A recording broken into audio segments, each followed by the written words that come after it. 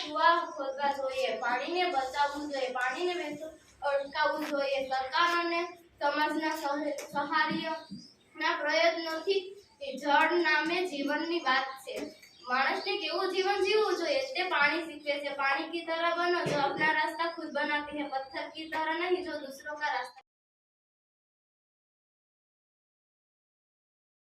देखो ना वो फटने को है, अंधियारा चढ़ने को है। देखो ना वो फटने को है कि सूरज के पीछे ब्लास्ट થયો અને આ બ્લાસ્ટના કારણે બધા ગ્રહો બધા જે ઉલ્કા અથવા બધા જે સળગતા ગોળા છે એ બ્રહ્માંડમાં રખડતા હતા, બરાબર? અને આ રખડતા ગોળા છે એકદમ ધગધગતા હતા, સળગતા હતા.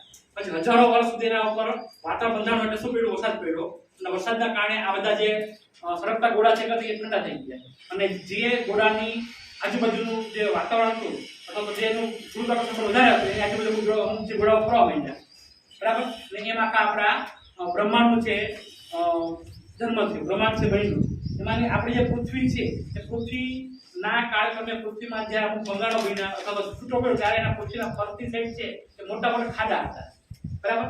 અને ખાડા ઉપર આ વરસાદ છે પડ્યો એ વરસાદના કારણે ખાડા આખા ભરાઈ ગયા અને ખાડા છે ભરાઈ ગયા જે અત્યારે શું છે ક્ષારના કારણે ક્ષાર ઉગડ્યા અને ખાડા છે ભરાઈ ગયા અને ખાડા ફરતા ખાડા, જો આપણે પૃથ્વી ઉપર ફરતા ખાડા છે એટલે ફરતા સમુદ્રો છે, બરાબર? આપણે સમુદ્રો પૃથ્વીના જ્યાં જે જમીન છે એના ફરતા છે સમુદ્રો હશે, બરાબર?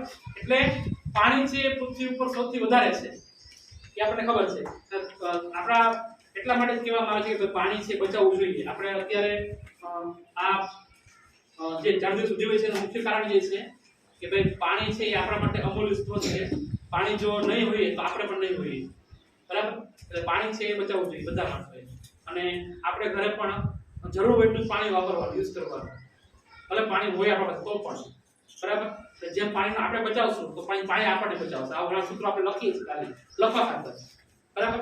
પણ એનો આપણે શું કે ઉતાર છે જીવનમાં. એટલે આપણે દિવસો બનાવવાનું મુખ્ય કારણ આ છે કે આપણે પણ આવનારી પેઢીઓ છીએ, આપણે પણ આપણે મોટા થશું ત્યારે આપણે પણ આ બધા જે વસ્તુ આપણે ભણીએ છીએ આપણે જીવનમાં ઉતારતા થશું, બરાબર?